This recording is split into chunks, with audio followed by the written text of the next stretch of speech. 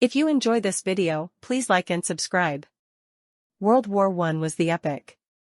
From the introduction of airplanes to the use of tanks and railway guns on the battlefield, soldiers had to contend not only with each other, but with the productions of the factory floor. Even the recent invention of the telephone made its way into battlefield units, where soldiers used it to convey orders or direct artillery fire.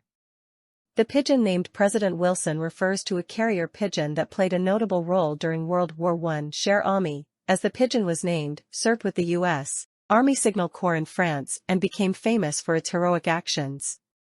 In October 1918, during the Meuse-Argonne offensive in France, a battalion of the U.S. Army found itself isolated and surrounded by German forces. The situation was dire, and the only means of communication available was through carrier pigeons. Major Charles White Whittlesey, the officer in charge, sent out several pigeons carrying messages requesting assistance. One of these pigeons was Cher Ami. Despite being injured twice during its mission, Cher Ami successfully delivered a crucial message that helped save nearly 200 soldiers from the lost battalion. The message read, "We are along the road parallel to 276.4. Our own artillery is dropping a barrage directly on us. For heaven's sake, stop it." Cher Ami's bravery and determination were evident, and the bird became a celebrated war hero. It suffered injuries to one leg and lost an eye, but its message ultimately led to the rescue of the trapped soldiers. Cher Ami received several awards for its service, including the French Croix de Guerre for bravery. Unfortunately, the injuries sustained in the line of duty ultimately led to the pigeon's death. Despite efforts to save its life, Cher Ami succumbed to its injuries in June 1919.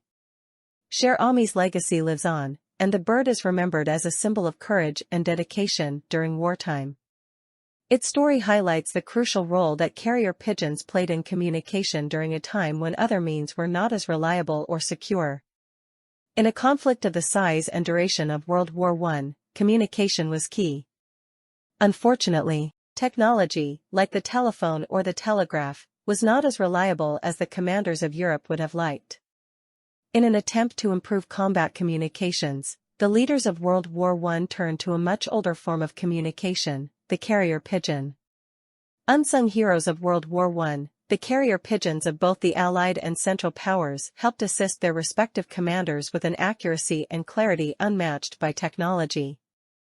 One of the most impressive things about the war records of the carrier pigeons was how widely the birds were used. Their service as battlefield messengers is their most known use, and the pigeons found homes in every branch of service.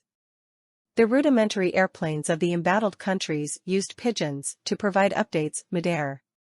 Launched mid-mission, the birds would fly back to their coops and update ground commanders on what the pilots had observed. Quick updates like this were essential for leaders to know what the battlefield looked like and what the enemy was doing in its own trenches.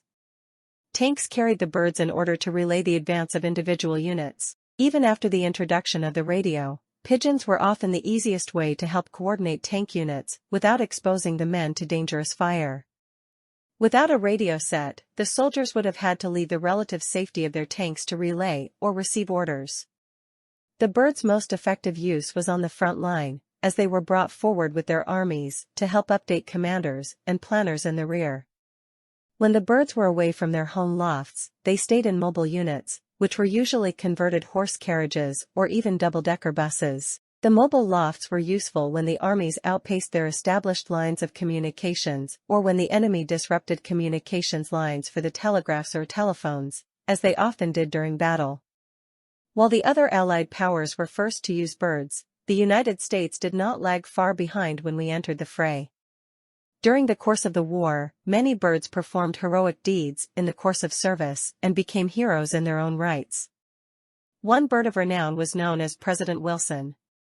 Born in France, President Wilson assisted both the American Tank Corps and U.S. infantrymen in their fight against Germany. His most famous moment came when assisting the 78th Infantry near Grand Pre during the Meuse-Argonne offensive. Engaging the enemy on the morning of October 5, 1918, President Wilson's unit released him to request artillery support. However, his flight was not an easy one. Seeing Wilson rise above the opposing lines, the German soldiers opened fire on him, peppering him with bullets. While he sustained numerous injuries, President Wilson was able to make his flight back to headquarters in record time, in under 25 minutes. The pigeon known as Cher Ami also gained fame during World War I. Cher Ami's moment of heroism came during the actions of the so-called Lost Battalion. During the Meuse-Argonne offensive, the German army surrounded elements of the 77th Division, besieging them for 5 days. At one point during the battle, the American artillery forces, attempting to shell the Germans, started firing on their own men. Unable to get previous messages through, Cher Ami was the last pigeon available to the Americans, and the only way they could indicate to their artillery to stop firing. Released as their last hope, Cher Ami flew through a hail of gunfire, sustaining shots through the breast and leg.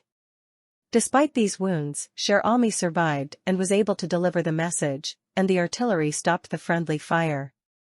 For the bird's service, the French government awarded Cher Ami the Croix de Guerre with Palm. During the 100th anniversary of World War I, we take a moment to remember the lives lost and the sacrifices they made in the name of freedom. Without the actions of birds like Cher Ami and President Wilson, many more American soldiers would have died in World War I.